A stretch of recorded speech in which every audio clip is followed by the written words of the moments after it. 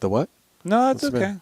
No. I usually introduce him, what- and then you. what- No, okay. but that's okay. No, if you want to do it, go No, ahead. go ahead. No, I don't wanna- it's I the don't second from last show. Oh, hey Dan, Steve's getting pissy. We're joined by the ultimate fantasy NASCAR expert in the world, Dan Beaver, from West Texas to you, NASCAR fans. It's Dan Beaver. You can follow him on Twitter at Fantasy Race. You can listen to him for one more week next week here on Pit Row on Tuesdays. Now, you and Dan are going to be doing the show. And use your own phone. I hope you got his number. Oh, hi, Dan. I'm lost, but hello. You guys are a little lost, too. I'm in Central Texas. Oh, Central Texas. It's the difference of cactus and cedar. Charlie never was very good at geography. No, it wasn't. Or what's your point? He doesn't let the facts get in the way of a good story either. So, I wasn't wrong about Dan being the ultimate NASCAR that expert. is the that's, one that's truth. really let's get the important stuff out there, not the little pissy little girl stuff.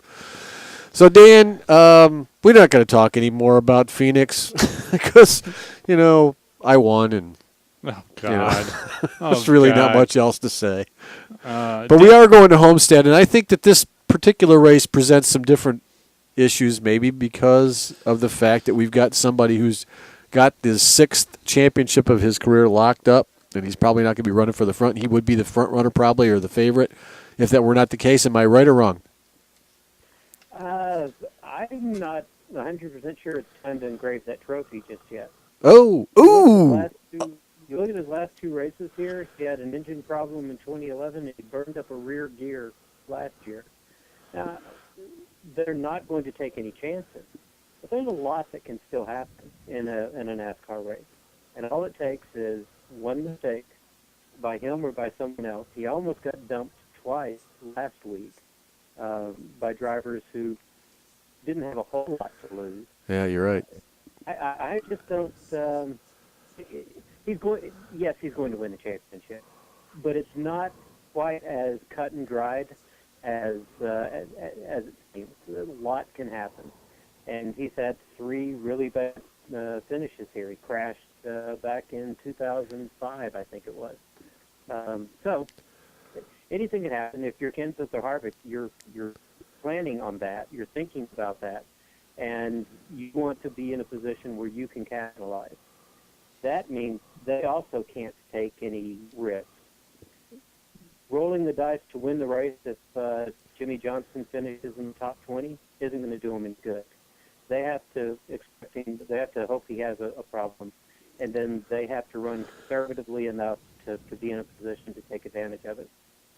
Well, is there any? Hey Dan, is there any truth to the rumor that Richard Childress Racing and Joe Gibbs Racing has hired Buckshot Jones and Jimmy Spencer and let's see, I can go down a whole other list of guys to come out of retirement to aid in their cause? Well, they just have Clint Boyer do it. There you go. Oh, touche. Buckshot Jones. Michael Walker's probably always looking for a little extra cash. Yeah. Yeah, I heard he needs I'm a not new sure. Jerry I'm not sure curl. his co-owner would give him a ride, though. That's the problem. All right. So, all silliness aside, although what you were saying is certainly not silly. What are you looking at? How do you advise? I mean, this is the last race of the season for the Sprint Cup guys and the Nationwide and Truck Series guys, but it's also the last race of the season for fantasy players, and there are, I'm sure, a lot of players that are, this race is going to determine whether or not they win some money or win some glory. How do you advise them this week? As counterintuitive as it seems, this is a track that rewards drivers with streaks. So you can look back at the last couple of years. It's a unique track. There are really no good comparatives. Atlanta, as a true oval, used to be probably about the closest thing. But those stats are spoiled that they don't make any difference. Las Vegas is progressively banked and mile-and-a-half track, but its shape is so much different than Homestead that it's not a good comparative. So you look at Homestead by itself.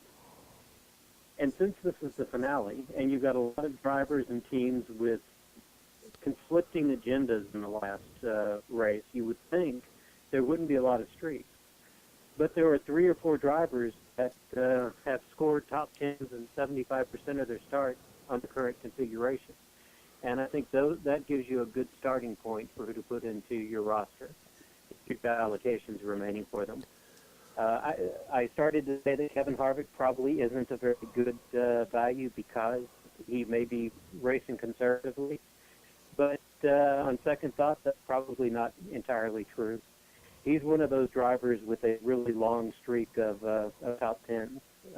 Since this track went to its current progressively banked shape or banking, he's scored top 10s in 90% of the starts, 9 of the last 10 races.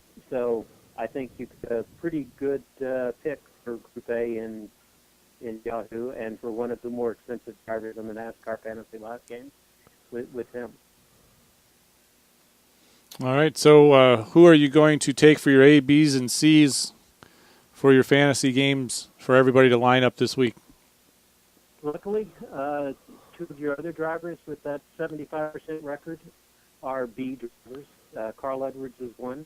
Martin Truex Jr. is another.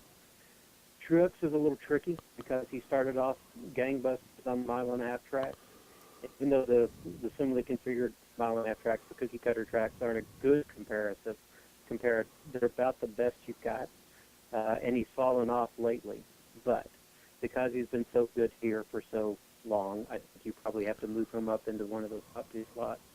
And Edwards is probably in the top slot, or top 1 or 2 slots as well, if you've still got an allocation remaining for him. Unfortunately, I used him up a little earlier, and I'm not going to be able to take advantage of him. So I think those are probably your best key drivers. Beyond that, Joey Logano has been resurgent this year. I think he kind of threw his record book out, and you think of how well he's run in some of those mile-and-a-half races. Dale Earnhardt Jr., same thing. Still looking for that first victory. He won't get it, but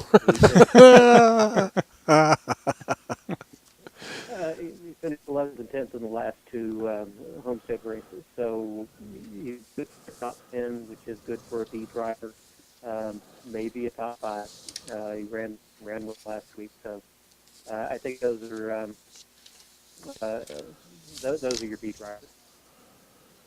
Jumping down to C, I think this is not a bad time to play with your heart instead of your head.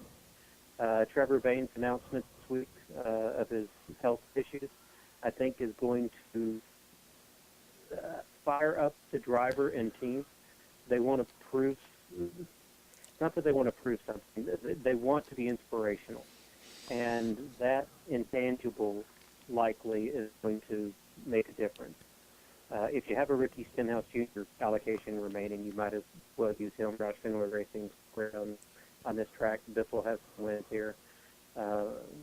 Edwards has wins here.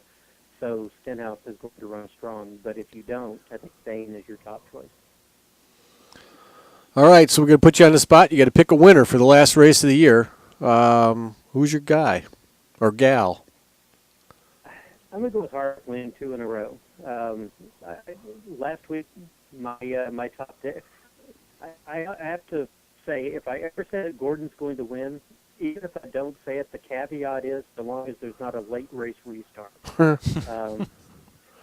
Just append that to anything I ever say about him. But towards the end of the week, in some of the pre-weekend or weekend coverage for NASCAR.com, I moved Harvick up to the top, and he rewarded me with a victory.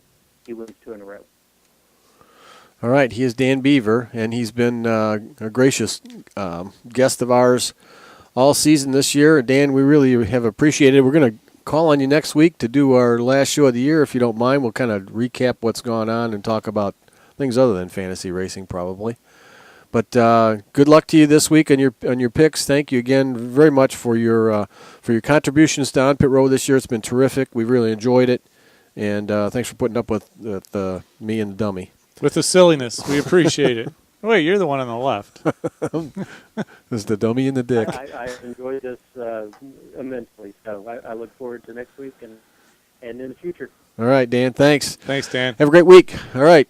He's Dan Beaver. Follow him on fantasy or on Twitter at Fantasy Race, and read all of his stuff at yahoosports.com and nascar.com, and check our YouTube page for the highlights